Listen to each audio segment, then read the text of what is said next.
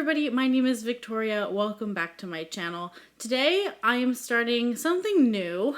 I would like to start doing kind of an inventory of my reading seasonally, and so I'm going to be periodically throwing up stats and doing a bit of a ranking, a top 5 video about what I read in a particular season. So I thought we would start with the fall of 2020. And so I'm going to give you a bit of a breakdown on what I read, how many pages I read throughout the season, and then I'm going to finish the video with my top 5 books that I read in the fall. So first I'm going to give you a rundown of all the books that I did read in the fall. And when I say the fall, I mean September, October, and November. That is what I'm considering the fall. So this fall, I read a total of 9 books across 3 months, which isn't that great for me. I usually do more than that. So I'm averaging about 3 books a month, which is kind of strange for me. I usually do 4 to 5 books per month. But honestly, just some of these books were so big, they took up a lot more time. I think I read almost more than usual as far as page count, but as far as number of books, it looks like less. But I really think I actually read more in the fall. These are the books that I finished in fall of 2020. I started with The Assassin's Apprentice by Robin Hobb, then Middlemarch by George Eliot, then Words of Radiance by Brandon Sanderson, Crime and Punishment by Fyodor Dostoevsky, Edge Dancer by Brandon Sanderson, Jane Eyre by Charlotte Bronte. This was a reread, and by the way, I'm not counting rereads in my top 5. The books that make my top 5 have to be new to me books. Oathbringer by Brandon Sanderson, The Case for Faith by Lee Strobel, and then finally, The Sword of Kaigan by M.L. Wong. The genre breakdown here is 5 fantasy books, 3 classics, and 1 nonfiction. Fantasy being the bulk of my reading is pretty common for me, so not surprised there. And I'm personally really happy that I read 3 classics, and they were really hefty, formidable classics as well. So it was not an easy feat to get through these particular classics. The nonfiction, I'm a little disappointed because I really wanted to read more. I had some great books on my nonfiction November TBR that I just did not have time for. So alas, only 1 nonfiction, but that's okay. And then all of these books add up to 5,938 pages. Okay, time for the top 5. This was really difficult because I read just some amazing literature this fall. It was really hard to narrow it down. I'll probably change my mind on the ranking as soon as I tell you about it, but we're gonna go with this for now. And so in spot number 5, I am putting The Sword of Kaigan by M.L. Wong. Going into this book, I was so not sure I was going to like it. I can't say I've read a military fantasy. I've read a lot of high fantasy, not so much military fantasy.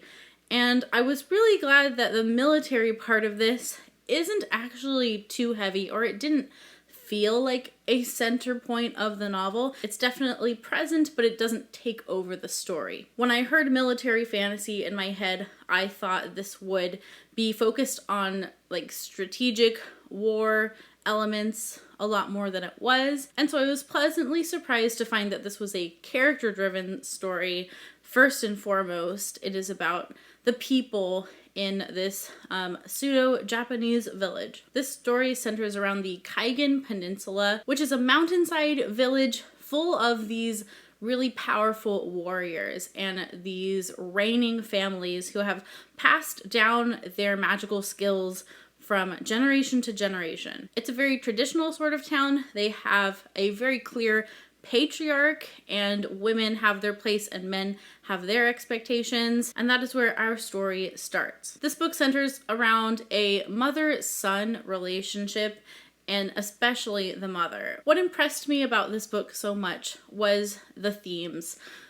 I have not read a book that was this mature in the handling of these themes, themes of loss and of grief and of war and what war means and what war does to a community. There's also the very powerful theme of history and how it's taught to us and can it be trusted, who is writing the history books, if you will.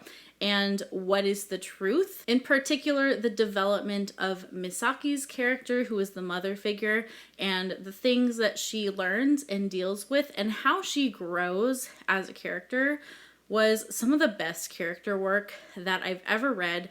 And I think this book is going to have a special place in my heart for a really long time. It's one of those books that I think I'll always think about. And I think it's a story that's so unique. It's a setting that's very unique. And it's just not going to leave me. And these themes are still themes that I'm thinking about now. Even talking about it, I just want to read it again. I wish there was more to this story. My only complaint was that it is a standalone, and it has some flaws as a standalone, I think. The world feels much bigger, and I think some threads are a little bit loose in this, and I just really wish it was a continued series, because I think there's just so much more that this author could do with the world, and she just does such an amazing job, and I want more. I just want more from it, but alas, I don't know if we're going to get more. I can hope in the future, but for now, I'm happy with this one, happy enough. It was just a fantastic read, and I can't recommend it highly enough. In spot number 4, I'm going to put The Assassin's Apprentice by Robin Hobb. And the only reason it's going above Sword of Kaigen is because of the prose and writing itself, and for the potential of this series. I haven't continued yet in the series.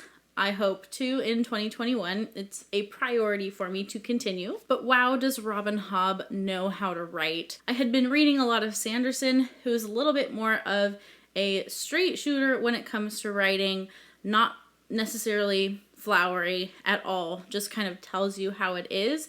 And I don't want to say flowery when I describe writing, because I feel like sometimes there's a negative connotation that comes to that, but just the prose is beautiful and very well crafted, and you can tell a lot of thought went into the prose, and I just really loved that about this book. This is another book where the characters are incredibly well fleshed out. Man, Hobb takes you on a journey with Fitz, and he has a lot of really sad things happen to him, and you want him to be okay. You are rooting for him the whole time. I am very excited to see what happens next to him, although I'm concerned that not happy things will happen. I'm a little worried that bad things are going to happen to him as we go in the series, but this just has my attention. I've been itching to continue, but other things have just been in the way, kind of taking priority, but not in 2021. We are making this series priority. In this book, we follow a young orphan named Fitz.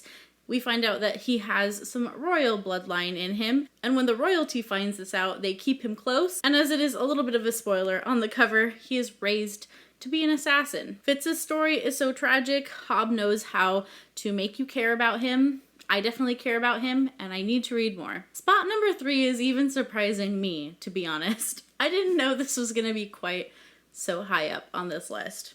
But spot number 3 is going to have to go to Crime and Punishment by Fyodor Dostoevsky. A big part of my enjoyment of this hefty classic was the group that I read it with. The main hosts for this read-along were Danny from Spinelli Speaks and Christy Lewis from Dostoevsky in Space, and the experience of reading it with them and talking with them, doing the live shows was so much fun. I got to be a part of a couple of them, and in the last live show, it was on Halloween, so we all dressed up like a character from Crime and Punishment, and just the experience of reading this in the community was really special. It was also incredibly necessary because there's so much to talk about in this book. There's so much to dissect, and I have learned so much, and I'm continuing to learn. The Codex Cantina has done some really great videos breaking down themes and things that I would not have known or caught, so I've been enjoying watching their videos on this book. This is a Russian classic that follows Raskolnikov, and right at the beginning of the book, he commits a crime, and the rest of the book is what happens to him after he commits that crime. This is a classic that I can continue to reread and think about and get something new out of every time. The ending of this book really changed my idea of it. I was not feeling it as much until the ending, and then I really started to appreciate what this book was doing and the statements that Dostoevsky was making, which is funny because some of the people in the read-along didn't like the ending, and that kind of ruined it for them. For me, I had the opposite effect. I really liked the ending. I can't wait to read more Dostoevsky. I have some plans to go on to read Brothers Karamazov in 2021, starting in February. But surprising both me and you, Crime and Punishment, 3rd place. Now, you probably know what the next 2 books are because they're missing from my shelf now. But in spot number 2, I'm putting Oathbringer by Brandon Sanderson, and in spot number 1, I'm putting Words of Radiance by Brandon Sanderson. I'm going to kind of talk about them together because I see them kind of as one and the same. I just thought Words of Radiance was a little better as a book, and Oathbringer was still amazing, and I'm still thinking about it, and I think on a reread I would love this even more. I can barely tell you what these are about because it's high fantasy, and it's in the middle of a series, and there's a lot going on. But you know what these books are. You have seen them before. Oathbringer really surprised me. I was not feeling it for about half of the book, which is a lot of the book. Half the book is like a book in itself. But it has had one of my favorite endings of any of the entries so far. And so that's what really bumped it up to the number 2 spot. I'm still thinking about how this book ended. And I have started Rhythm of War, and I'm trying to get my mind wrapped around it.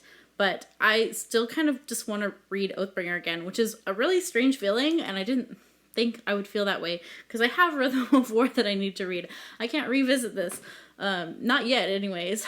But Words of Radiance, I think, is just a better constructed book. It was more enjoyable from cover to finish, even though I think this one has a better ending overall. But Words of Radiance has some of my favorite moments. It follows my girl Shallan, and Shallan is definitely a contender for my favorite Stormlight Archives character in general. I just love my girl Shallan. Those were my I can't, you guys, can't hold up 2 Stormlight books and these. Okay, these were my favorite books of the fall. Let me know if you've read any of them, if you have any thoughts on them, or let me know if you think I'm crazy and that you hate any of these books and you think that they don't deserve to be on my list. But if you tell me that, I will still disagree with you, but that's okay. We can agree to disagree. I am dropping these. That's it for me today. I'd love to know what you read this fall and what your thoughts were on your favorite books that you read in this last season.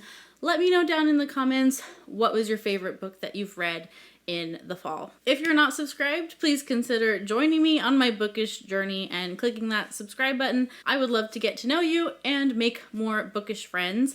I post videos every Tuesday and Friday, or at least I try to. I hope you're reading some great books, and until next time, bye-bye.